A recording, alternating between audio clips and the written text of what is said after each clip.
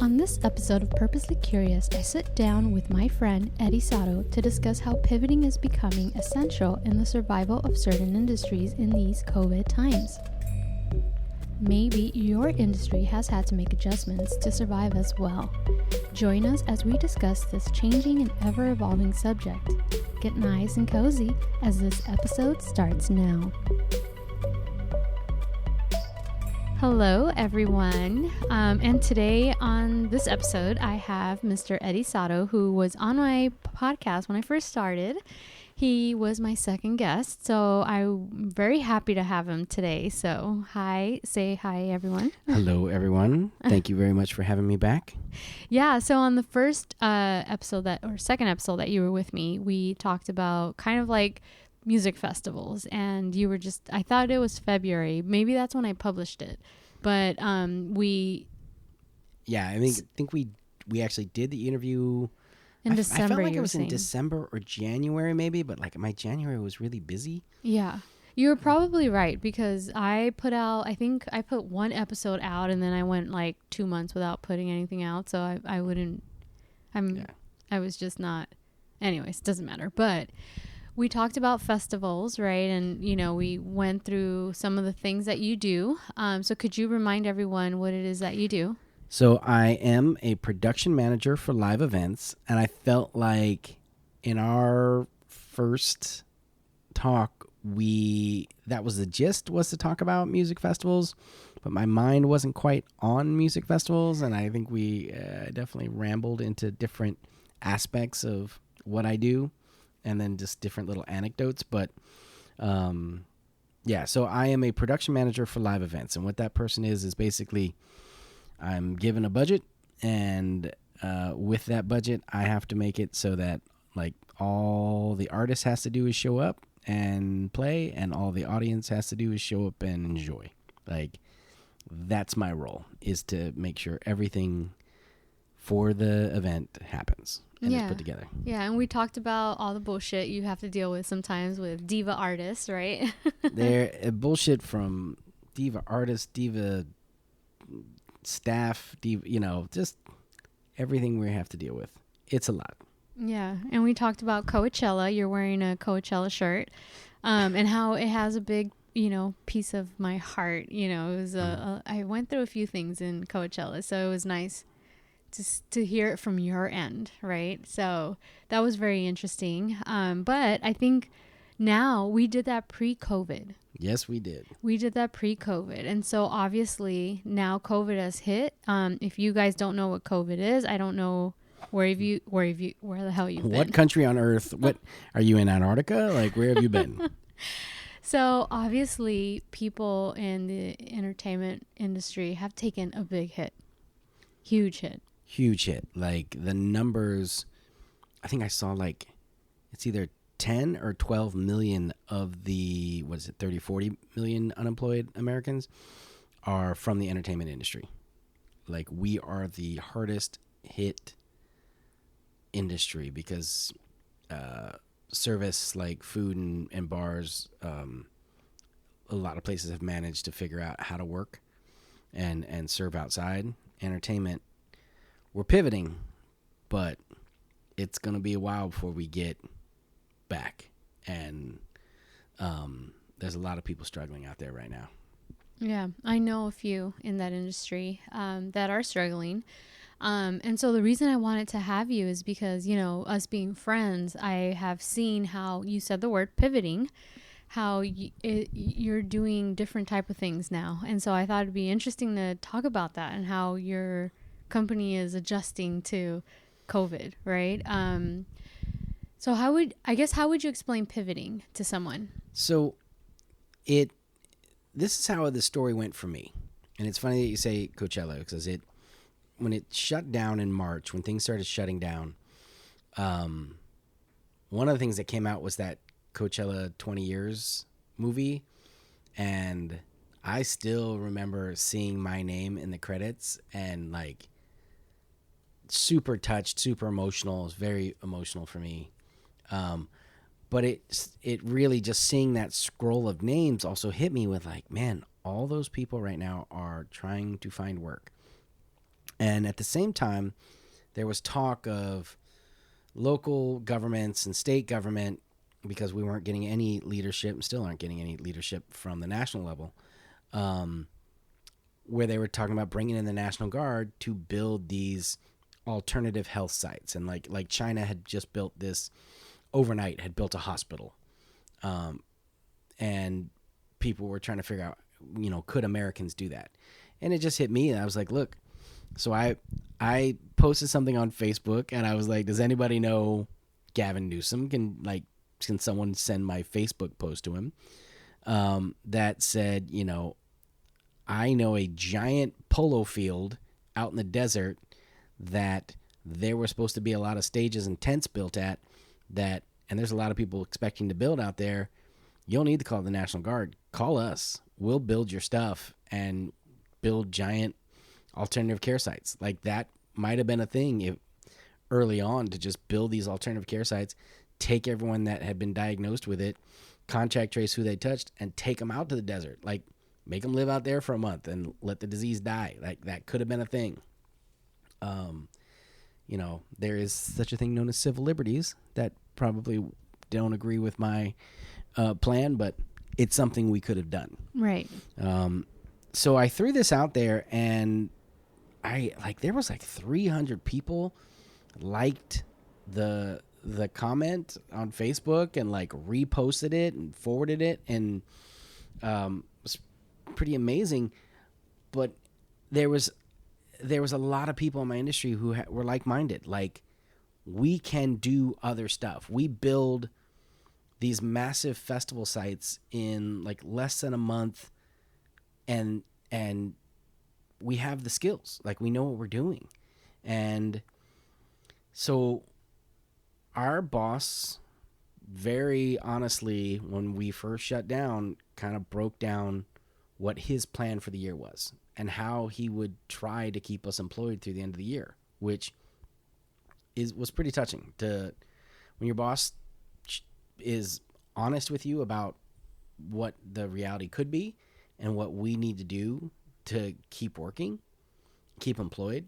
It was eye-opening but awesome, and it was a rallying cry for those of us who work there. So the first things we tried to pivot to was alternative care sites. That was the thing. Unfortunately, one of the first things that came down the pike was temporary morgues. Yeah. I don't know if you saw in New York that they were having to put bodies in refrigerated semis and temporary graves in parks. Bad. Yeah. And in Northern California, we had a group of people that we work with come up with a design for temporary morgues. Yeah. And we never had to put those in place.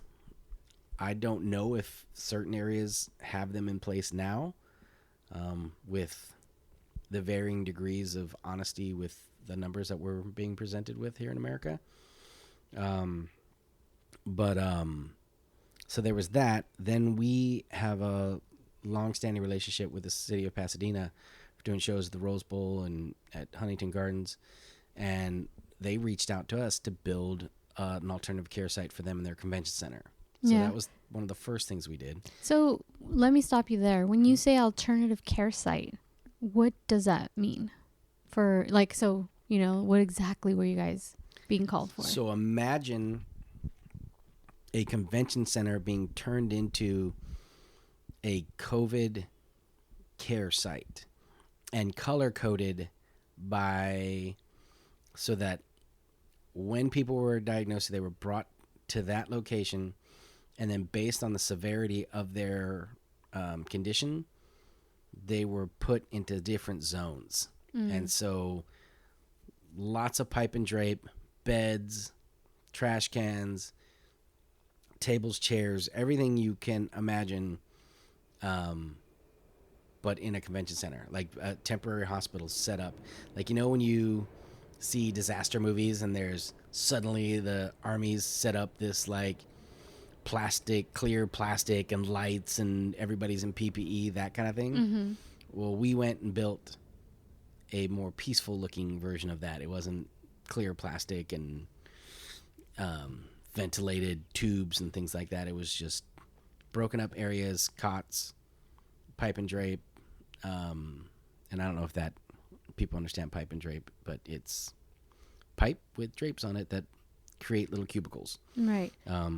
Okay. Yeah. So Pasadena called you guys and said, we want to hire you. Yeah. So that was the first thing we did. Then that was your first pivoting as an organization. First thing that we pivoted to do. Because you guys did you guys just do festivals and stuff like that prior to COVID? Yeah. So we do a lot of different things. We do music festivals. We do movie premieres. Do some corporate events. There's a lot of things that we do. Right.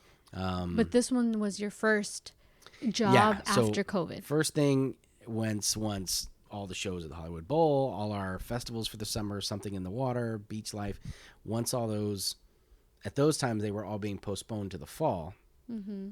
So we were trying to find things to do in the meantime. Yeah, and like there was this initial shutdown of concerts in March, April, May. Then it got extended into June, then into July. Then everything was in the fall, and then like one weekend, everything got shut down for 2021. For 2020. So the next thing we did, we reached out. There was a dinner that was had between Sean Penn, the mayor, and Michael Rapino, the president of Live Nation. And they were pointing out that a lot of the testing centers, one of the issues is you've got volunteers or fire department personnel yelling at people through a window at these drive-through testing centers about how to perform the test on themselves. And it was pretty difficult. At some point, the window had to be rolled down, and it still was very intimidating to have someone yelling at you about what you need to do. Mm-hmm. So we set up, Live Nation essentially donated our time and products. We built at Dodger Stadium a testing site that has multiple screens and audio. So as you drive through, you're being told what you need to do, and then you see a video of someone testing themselves in their car. So you just have to follow what they're doing. And kind of like Disneyland when you're waiting to get on the rides and you have like the audio going, videos kind of prepping you to the ride. To what you need to do, like how to step onto the carts at the Haunted Mansion, like that kind of deal. And people told us that the experience at Dodger Stadium was so much easier and better than anywhere else because of the audio and the screens. It just made a huge difference, and they're processing like 6,000 people a day coming through there. Whereas like one of the other drive-in where people have to stop and talk to somebody, and like you need so much less staff when you've got those videos because you're just going through, seeing it, to do your thing. So that felt really good to do. Mm-hmm. And then the big pivot that everybody is now doing is the return of the drive-in. Yeah. The drive-in movie, the drive-in concert, drive-in graduations, drive-in church, like everybody's doing that. And it's interesting because when you do an event now and people are like, well, nobody's like renting this stuff, like sound, audio, lights, video, like they should just be giving us this stuff for free. And I'm like, no, like audio speakers, not a lot of people using them. Lighting, sure, not as much. But video and anything with FM transmission is at a premium because everyone's trying to get a hold of it.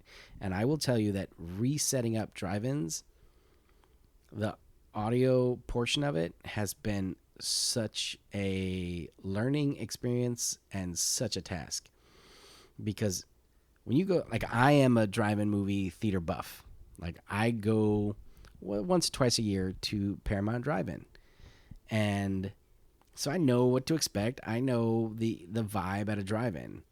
But the majority of us, like for example, for me, I think the last time I went to a drive-in movie was when Jurassic Park came out, which was more than 20 years ago. The original Jurassic Park? Yeah. Oh, yeah. Wow. Because the drive-in has been dying out.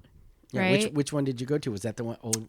That's how long ago it was. I don't even remember where they took me. It was like a family thing, and I have no idea where we went. And that was the last time. So for me, it would be like reliving it for the first time. So I thought it was pretty cool to see that, okay, now there's drive-in movies, because the movie industry had to shut down as well, right? Yeah. Yeah. So one of the interesting things about drive-ins are the FM channels that drive-ins broadcast on. You have to get rated from the FCC. You have to get a permit to have that. So many of these companies just rushed out and got the equipment to do FM transmission, but the FCC wasn't issuing any, and they're still not issuing any new permits for stations. And there are a lot of events out there basically broadcasting illegally via FM. Wow. I had no idea. Yeah, there's a type of equipment, and it has to do with its power, its ability to broadcast, how far it can broadcast, that are legal, but they can only broadcast. It's a small field. It's like 150, 200 feet. So people have developed these systems that are called like mesh systems, where there's multiple transmitters with the same FM frequency, but it's aimed and directed so it all stays in a certain area, so that it's not. I turned my volume off. So that it's not blowing out and stepping on an FM channel that's actually licensed. Wow. But that has been, I've watched friends. It's kind of funny because, like from a competition standpoint, there's a little bit of like, oh, we're not going to tell somebody about our technology or what we're going to do. But meanwhile, those of us who actually have to set these things up, we're totally sharing information. Like, hey, what are you finding out? What are you learning about this? And then there were some people who you are in competition with where you're just like, really, that's the way you're going to do it? Good luck with that. But yeah, so the drive-in concerts and drive-in theaters became a thing, and we had a relationship with IMAX that we ended up, Tribeca Films decided to do basically a drive-in movie festival throughout the summer. So we handled their Rose Bowl and AT&T Stadium in Dallas. We handled their setups for that. And that was super rewarding. I will say traveling from work, which used to be like my favorite thing about my job, was the occasionally getting up and spending a week or 2 weeks in another city and just like getting out and about. Super nerve-wracking. Yeah. Unlike Texas, like I kind of pulled the shortest straw among my coworkers, that I was the one that had to travel to Texas to get it built, and Texas was starting to explode with cases right as I was flying there. I was super paranoid. And then I picked specifically this one hotel near the location that was attached to one of those like LA Live things called Texas Live, that had like bars and restaurants that I knew that I'd be able to I figured that I'd be able to order food, get it to go, and just go to my room. And Texas's governor shut all bars and restaurants down the day I landed. So then it became having to send a runner out for fast food so that I could take it back to my hotel room, and it was just nerve-wracking to be outside of your working from home bubble to suddenly going to a state where you weren't sure how things were and what their the status of how seriously they were taking things. It was it was a little nerve-wracking, but again, very rewarding experience to build a drive-in movie and just see people back out being families and getting out, how hungry people were for entertainment. The Rose Bowl thing, we finally took the screens down, but there were multiple other events that came in to use the screens. The Galaxy did a screening, they did their first game in the bubble.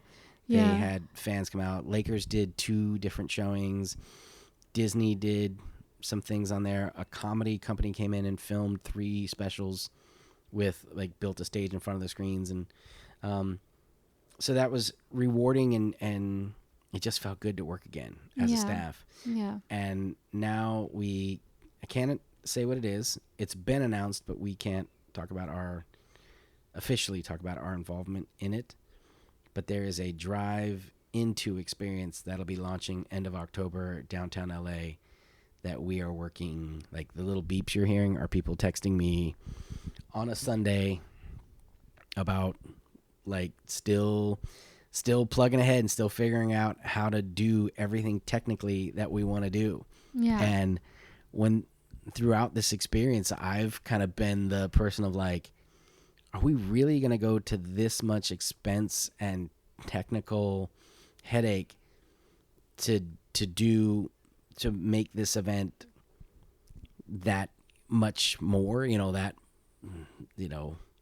mean, it's going to be mind blowing. Yeah. And the thing too, is that I'm not in your field, I'm a nurse. But let's say COVID is here for, what statistically, when there are pandemics, they can last about 2 years, right? Hopefully it could be less, but let's just say it's 2 years. Bills got to get paid, right? So your company is doing something that maybe not all other companies are doing, which is pivoting. And so you're making the best of it, right? And so I think that's great that your company is doing that. It came at a price, obviously, but it's maybe the beginning of a change in the industry, you think? Well, I hope this isn't a long-term change. Like I've literally had to tell people when we've gotten bids and offered people jobs that just so you know, this is the COVID-19 rate. Like I will tell you honestly that I'm not gonna, just because I just believe in being fair to people. I was like, look, I would never ask you to work for this rate in normal conditions, but these are not normal conditions.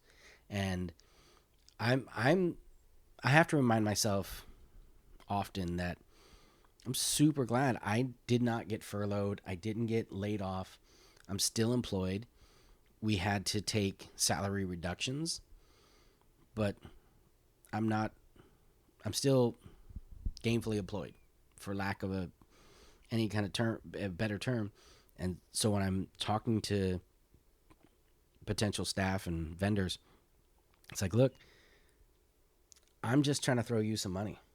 Like, it's not a huge amount of money for like a weekly base, but the fact that this event's going to run for several months, it's keeping money going towards work. You. Yeah, and it's keeping your staff employed, and you don't want to take advantage of anybody, but that's a big thing with the drive-in concept where people think, oh, people are working again. But when you can only get 200, 300 cars and you're not charging by the person, you're charging by the vehicle, the profit margins are real small.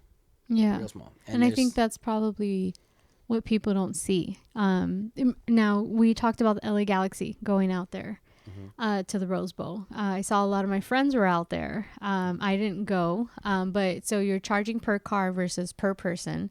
So no, that was free, or well, I believe that was a free event that the Galaxy extended to their fan club.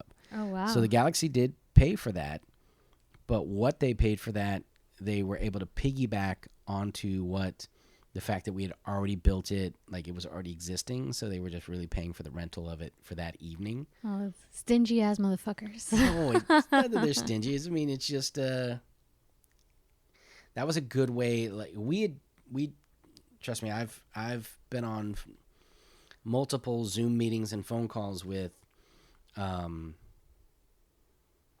So I was convinced this idea would work, and unfortunately, nobody bid on it. Nobody, and I was super sad that nobody bid on it. But it was this: when we originally were talking about setting up these drive-in movies, we got introduced. I don't know if I can legally say this. We got introduced this to the marketing people of a major sports, one of the big four.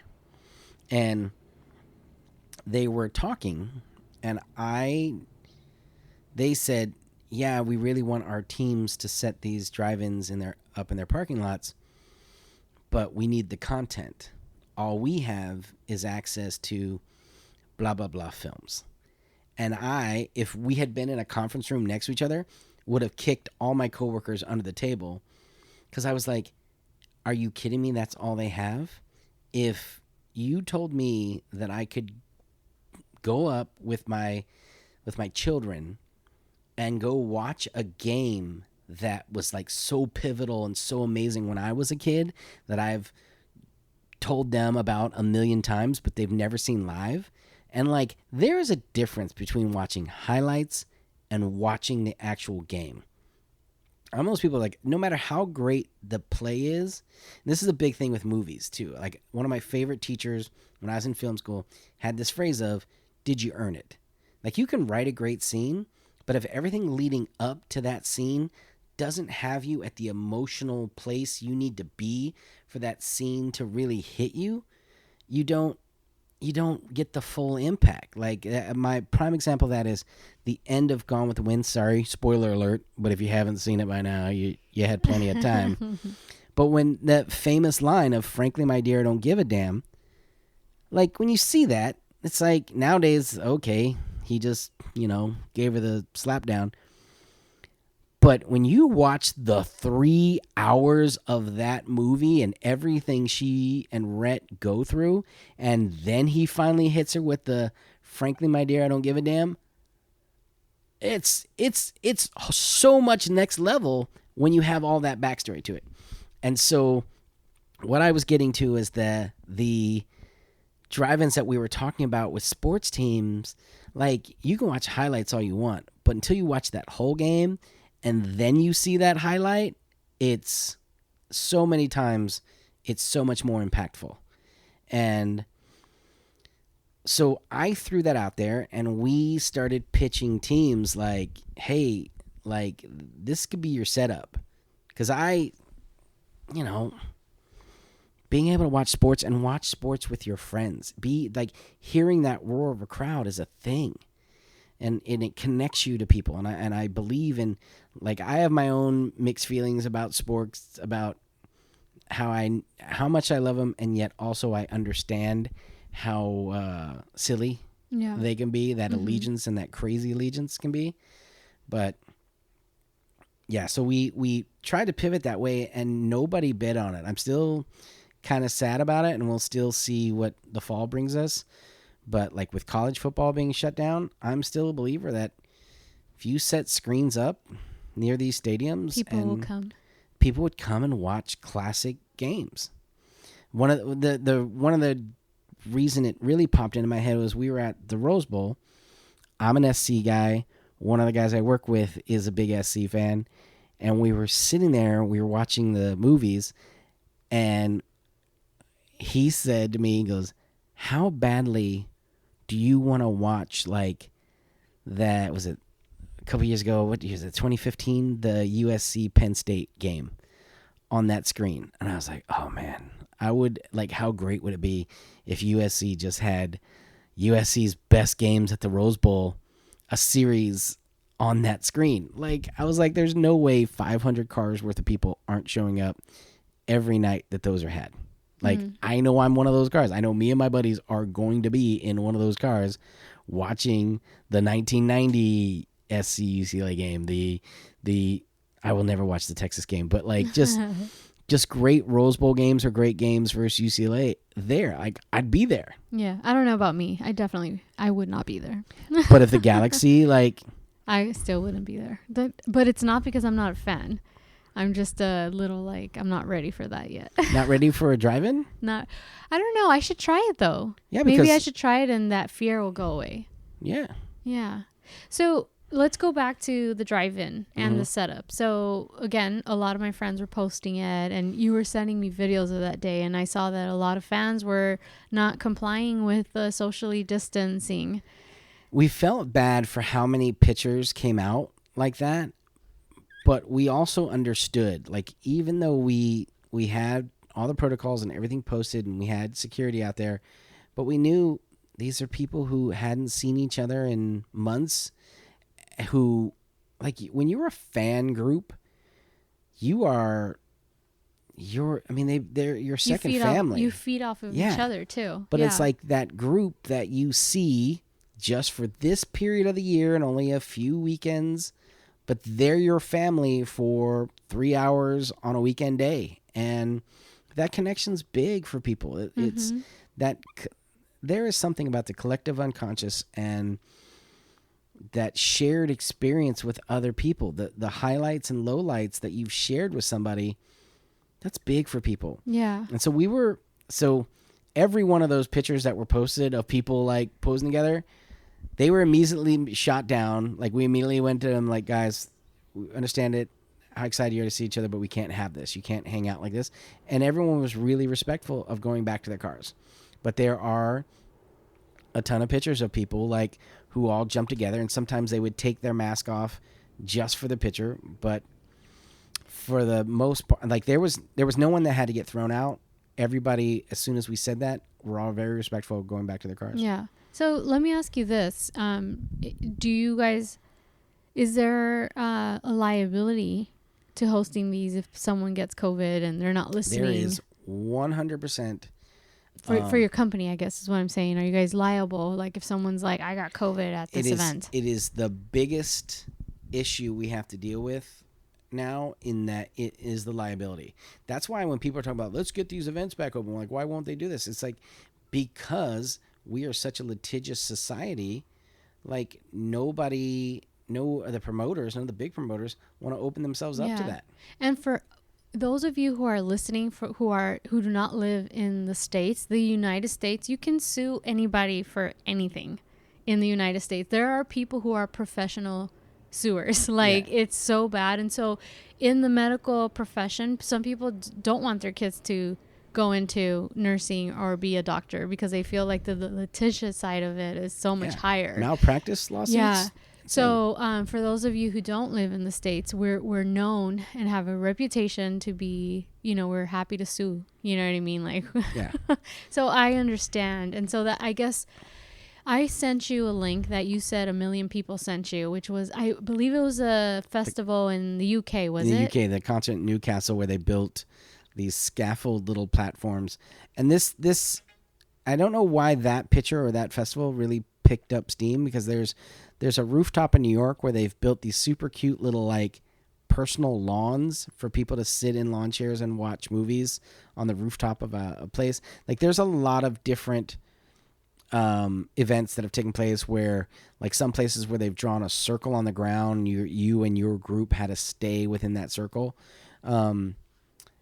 Again, the reduction in audience and the ability to sell tickets, because this is another thing that came up when we first started pivoting, was there's a lot of people who are willing to do events and charge super expensive VIP prices, but none of, like, at least a good number of promoters didn't want to seem like they were only going to cater to the rich. Like, why put this event on so that the average person can't experience it? It's kind of a bum out thing to do. So nobody wanted to make their prices exorbitant, and I applaud people that did that. But yeah, these events with the social distancing, it's a learning. We're all in this learning bubble right now. Yeah. It's like, how do we survive as an organization, as a company, right, and employ people without, this whole public health situation? Well, this is the thing where people were the original drive-in concerts, where people were like, yeah, we'll just have people drive in their cars and they'll do a concert. And the reality is, music makes people want to dance and makes them want to get out of their cars. And so that's when you saw the second wave of concerts, drive-in concerts. It was, they had to space the cars even more, because what they did was they built an empty space, you had the car, and then a dance space in the spot to the driver's side, and then an empty space, a car, and then a space. So you basically, one group of whoever could fit in a car got 3 spots. So then when you look at that, how that divides up across a parking lot, you can see just how few people can actually get in and see the concert. But that's what we needed to do to keep people away from each other. Yeah. Because you, at that point, realize people are going to get out of the car and they're going to dance. And so how do we work around this? Yeah. Yeah. And the audio is very interesting because there's essentially 4 ways of getting audio to that kind of audience, where at a drive-in movie, you're just picking up you set your radio to an FM channel and the sound comes through there. And like most cars have better audio systems than you'd experience at a concert, to be completely honest. Mm-hmm. Then the next wave was the Wi-Fi transmission to your phone, and you could either hook up a Bluetooth speaker or connect like aux or Bluetooth to your car stereo. There was that setup. And then there was the silent disco setup, which some communities can use and some can't. Like in LA County, we can't. You're not legally supposed to be able to do that because there's in LA County's drive-in and they call car parade protocols. You can only hand an item one direction. So like if we, the promoter, handed you a speaker, it had to be wrapped, sanitized, like prepackaged, but we could not collect it at the end and sanitize it. That's now a take-home gift, which in other communities, they are allowing that. They're allowing the speaker to be handed back and they can sanitize it overnight. Crazy. Yeah. I didn't know that. Yeah. Yeah, but and like I get why LA says no to that, because that handoff from the car back to whatever staff, and this is one of those things where people so often just like pop off about what they think of something, but if you were to ask them, would you do that job? Would you do that job? I love it when people just clam up. Would you be the person that collected the speakers after random strangers had it in their car for 2-3 hours? I don't care what you got, gloves, you got your PPE on, whatever. It's trying times. Yeah. I will say that when we, all of our events that we go to now, we have a COVID compliance officer who reviews our health and safety programs, and we have a check-in procedure that involves taking your temperature, talking about the symptoms, like if you had any symptoms.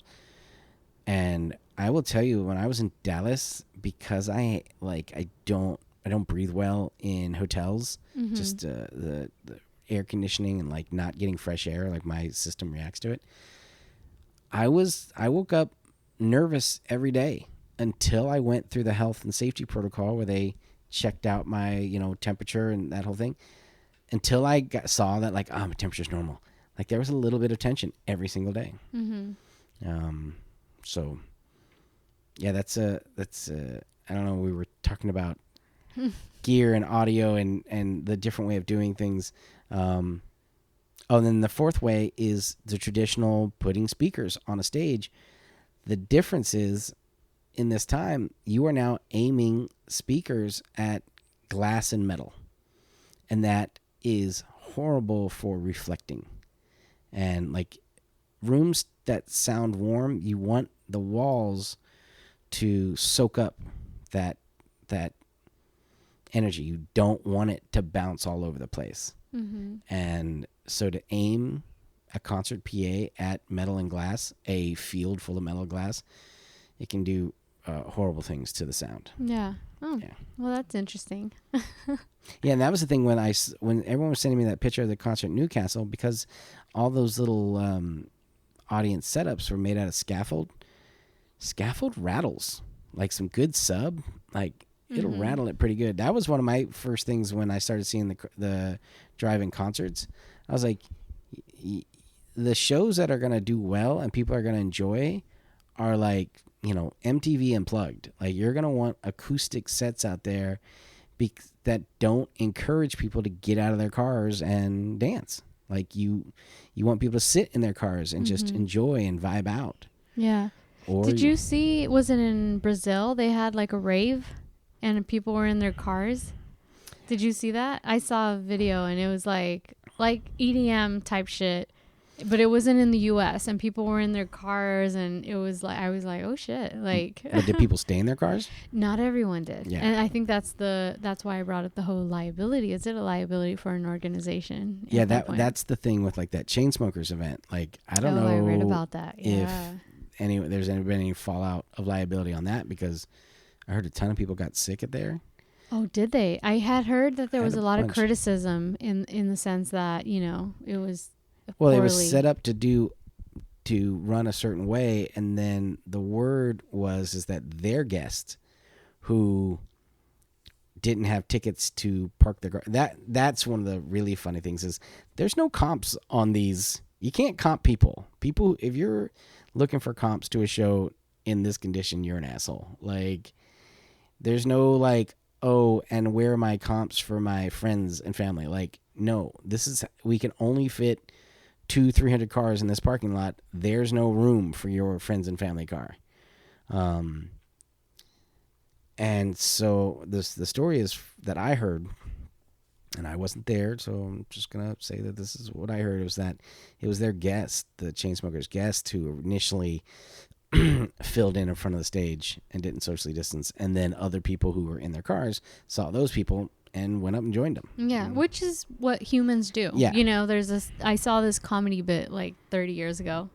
Well, maybe less, but it was a comedy thing where they put a sign and said, "Do not look in this hole." And they were filming people from afar, and what did everyone do? Look in the hole. Like, so that's definitely, you know, I'm not surprised that, you know, it's that mob mentality. You're there. We've all had our lives change, so, you know, yeah. I'm not surprised that happened. But it's interesting to hear on your end the whole liability end of it, which we don't see, right? So this, from a liability standpoint, this is what I know that what we've had to do. One, all staff has to fill a waiver, and it breaks down like one of the big things among staff is when keeping your mask, keeping distance as much as you can.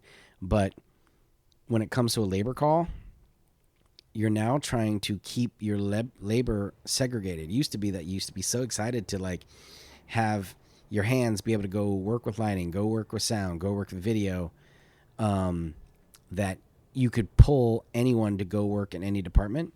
And now there's a mindset of, I just want you 4 guys to only touch this gear. Like you're going to work in that pot of people.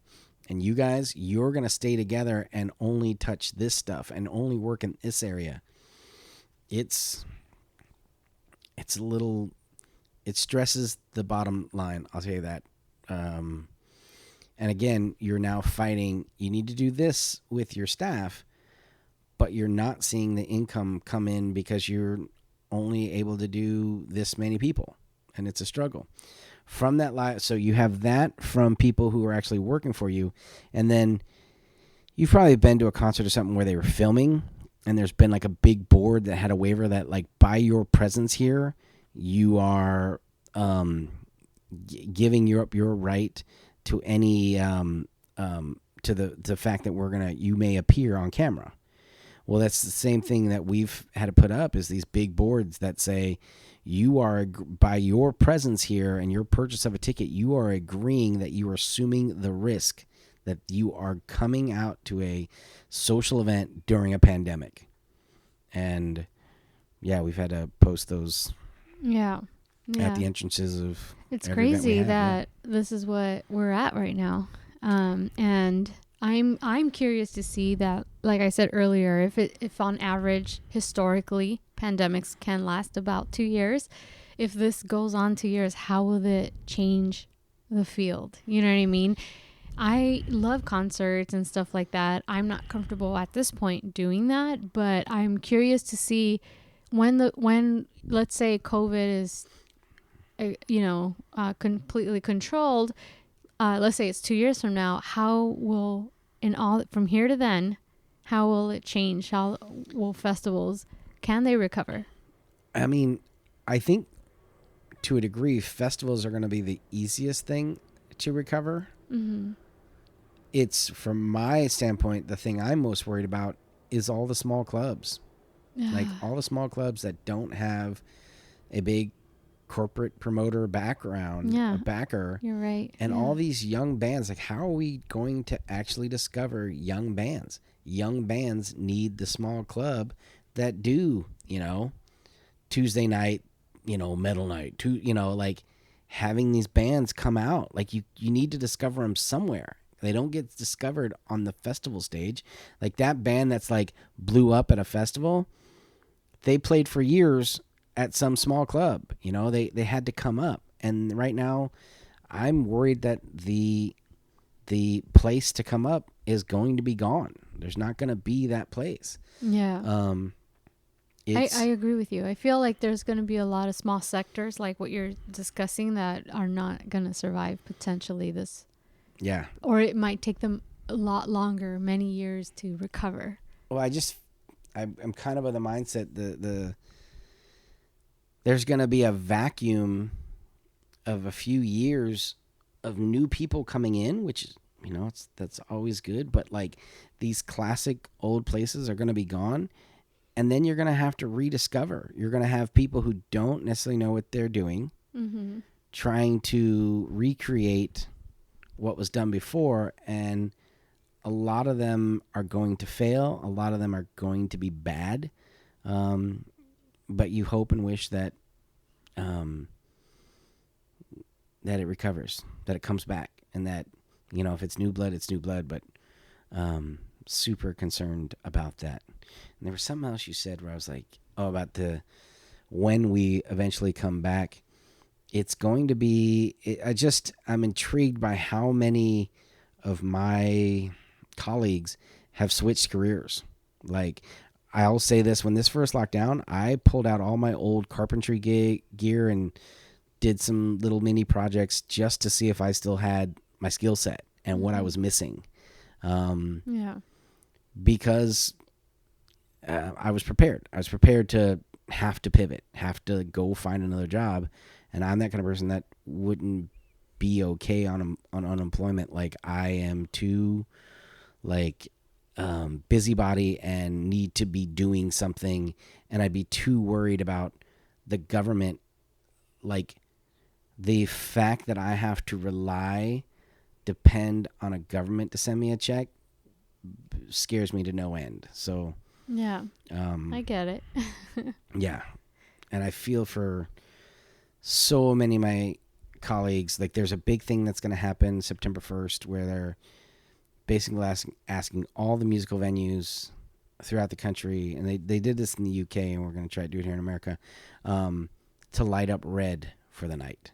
So if you're driving around September 1st and you see a building lit up red, that's a music venue. That we're calling it the Red Alert, because one industry with this many people out of work, and they're going to be out of work for the foreseeable future, and no government mandate to try and support this industry, it could get bad. Yeah. And we're hoping for the best. I think all of us are on, we were just discussing that we didn't think in our lifetime we would be dealing with the array of things that we're dealing with right now. And, we're August is the 8th month. So, we got a few months to go, and I feel like it should be interesting to see what transpires in the U.S. I'm praying for us. Yeah. I think it's going to be a rough last 4 months of the year. Yeah. So, do you have any positive way to end this? This podcast has been not good for people's mental states. I do want to say that events are popping back up.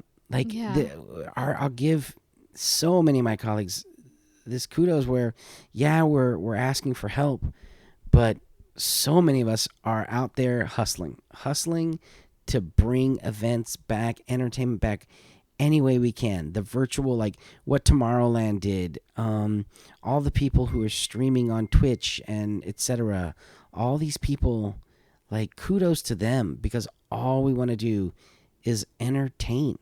All we want to do is provide memories. We want, we get how much people enjoy music, need coming together. We get it. It's not just about money. Like I say this when I lecture, man. It's like, what I get out of this is seeing the smiles on people's face on the other side of the barricade. Like, in the end, that's been the best things in my life, when people have told me that they went to some show and it was so amazing, and I've been able to go, I did that show. I put that show on. Like, I worked on that show. That's rewarding, and we just want to bring it back. We just want people to be entertained. And I think when it's safe, I believe, based on all of my friends and everything, I feel like when people feel that it's safe, it's the music festival, all that stuff is going to blow up, because people now not having that option are like, damn, I missed that. You know what I mean? Like, me and my brother, we were listening. I'm a fan of Bob Moses. It's like, I know Bob Moses. Okay. Yeah. So I was like, hey, check out this song Desire. I told my brother, I was like, I'm really digging it. And me and my brother were like, damn, now imagine listening to this like at a festival with like boom, boom. We appreciated it more. We were appreciative because we love that. But I feel I feel like your industry is going to be okay. I feel like May 2021, we're going to be back. And we're going to be back pedal to the metal, and people are going to be, the bigger problem will be, can people afford the tickets? Will there be enough employed people who can buy tickets to all the shows that they are going to be thrown their way? And I think that's an awesome thing, but I just feel it's going to be around that time, because like, here's the thing that really bothers me.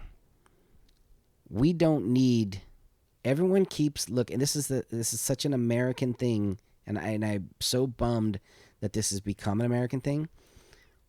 Everyone talks about the vaccine. Everyone talks about the magic pill. No one talks about the work we could have been doing to mandate masks, shut down businesses for 4 weeks, to employ contact tracing and really aggressively contact trace people. We could have had this could have been lockdown. We could have done this like when we did the lockdown in March. I said it to all my friends. This lockdown is for nothing if the entire country is not locked down. The speed and expedience with which people can travel now, it's going to move. And if the whole country is locked down, we're not locked down. And the fact that we as a country never got united, like the word that's in our name, to do this is just horrific to me and just sad. And like, I still am looking forward to hopefully a new administration that comes in and just locks the country down for a month. Lock it down, do the contact tracing, mandate the mask, mandate the social distancing. Because I look around the world and I see countries reopening that did it. And I understand that that's all I need to see. It's not a conspiracy. It's not a hoax. Yeah. It's people, other societies, other countries doing the work to shut the disease down. Yeah, and you and I have both traveled the world, so we have friends around the world. So we talk to these people, right? And we see what we did wrong. And I'm not trying to. We're the laughingstock of the world. And so I might talk to someone who thinks it's fake. They don't understand that because they haven't traveled the world and they don't have friends around the world. And I'm not trying to talk shit about them, but I feel like there's disconnect where we get it. Our insularness. Yeah, and we get it. You know what I mean? Because we're like, okay, so why are cases going down in Europe? Oh, well, because it was a fucking misdemeanor essentially to leave your house. They did the work. Yes, they did the hard work. And we as Americans have not done the hard work. Yeah. Collectively. Yeah. And that is a complete bum out. My friends from Europe, when they were like, oh, how's the lockdown? And I was like, well, I mean, essentially we're not locked down because I can still go to the store. You know what I mean? Like in Spain, you were breaking the law if you were out of the house. Yeah, only one person could go, and you had to have a piece of paper that showed when you could go out. Yeah. One of my cousins from the UK was in Spain when everything got locked down, and it was kind of great to FaceTime with him, and he broke down like what they were and weren't allowed to do, and I was like, that's the way it needed to be done. Yeah. And I get messages even now from people, like they'll Instagram me or stuff like that. I'm like, oh, what's going on over there? It doesn't. And I was like, hey, half of the people refuse to wear masks. I think it's a conspiracy. So my thing is just like, stay away from them. But the fact that I'm getting these messages of like people, you can hear the judgment where they're just like, ooh, what's going on over there? You know, like, oh yeah, why? And so I tell them the truth. I'm like, I've accepted in my personal life, I've accepted that we're just fucked in the US and we just have to deal with it. And if I know someone who doesn't believe it's real, I'm just going to avoid them. That's just, you know. It just makes me so sad that where we've come as a society, that we're so disconnected, that what was beautiful and independent about us and being, you know, every man is sovereign, you know, but no one feels a collective need to. Yeah. And I'm proud to be American, but like I said, because like you and I have traveled everywhere, we have friends everywhere, and we talk to our friends and see how their countries did it. And so I get annoyed when people are like, well, why is it going down in this? And I was like, well, because it was literally against the law to leave your house. We never did that here. Even if we're considering a lockdown, we can go fucking drive, and, you know, they couldn't leave their homes. Do you know what I mean? And so, they don't have the problem we're having, and we're not at the second wave yet. So it should be interesting. But I wanted to see, just to end it on a positive note, do you have a funny joke for us? Because he's a stand-up comic as well. So I want to end it with a positive. If you have a joke. I don't necessarily have a joke right now. I feel bad. God, normally, well, no, because I don't tell jokes. I tell stories. And this routine I've been working on about spending time with my girlfriend's kids, it needs some seasoning, but this is such a dirty joke. Hey. Okay, so we're uncensored. So I haven't fully, I haven't really come up with it. I haven't like worked it out. I haven't been able to get up in, you know, a small club, and this is what you do with jokes. You have them in your head and they're funny to the mirror, and then you got to go do it in front of an audience. And so one of my things was like these kids today with their smart little mouths and their like smart, like more mature comebacks, and like I can't remember what they said, but they hit me with something, and like I found myself like in a snap battle with a 10-year-old, and I hit him with the like, yeah, what's my dick taste like? And cause like their mother, and then she would then kiss them. Not that sounded a lot less molestery when I said it in my head. I get it. How funny. I can see the kid's face like, wait a minute. Wait a minute. That's not what I meant, kid. I obviously wouldn't put it in a Dun, dun, see, dun. you gotta take that one back to the mirror. You gotta work that out, man. Well, thank you so much for joining me on another episode, and I really hope you'll join me again. Oh, always. This is my favorite, and I love what you're doing, and I love was it purposely curious? Yeah. I've turned my friends onto it, and I don't know if you've noticed, but every time you post a different country that's listening to you, I smash that like button. I'm like, you get it, Mary. You go around the world. I am super stoked about that. Obviously, I'm in the LA area, so to see listeners from different countries, like I just tweeted recently, I found out about a country that I'd never heard of before. Yeah, where is that country? Let me pull it up real quick. Let me go on my Twitter because I can't even pronounce it, but I did a double take. I was like, what? But did you look up where that country's at? Yes. So it's near the Philippines and Malaysia. So it's a tiny little island. But to be completely honest, I had never heard of it before. Up until it said, hey, you've been listened here. Someone clicked on your episode. And it is called, I'm not sure if I'm pronouncing it right, Brunei Darussalam. Is that the Sultan of Brunei? Is it Brunei? Brunei Darussalam. Maybe that Brunei is like the full name of Brunei.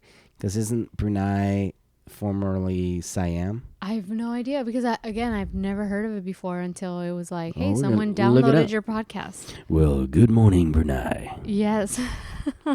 Obrigado. Ciao. Yeah. Konnichiwa. To all of our friends around the world. Yes. So thank you for everyone who's out there, who's subscribed, who listens to me around the world. Yeah, I really appreciate it. And so on my Twitter, I always tweet the new country that my podcast is being downloaded. So thank you. And Eddy, thank you so much again for joining. Thank you for spending the afternoon with me. Yeah, love it. And hopefully we're all back together again soon. Yes. Everyone stay safe out there, and I'll see everyone, I guess I'll see everyone next time. See you soon. Bye. That was episode 24 of the Purposely Curious podcast. Make sure to subscribe on Apple Podcasts, Spotify, and on most podcast platforms. And follow us on social media at Purposely Curious on Instagram and at Purposely C Pod on Twitter. That's Purposely, the letter C, Pod. Until next time, you know what to do.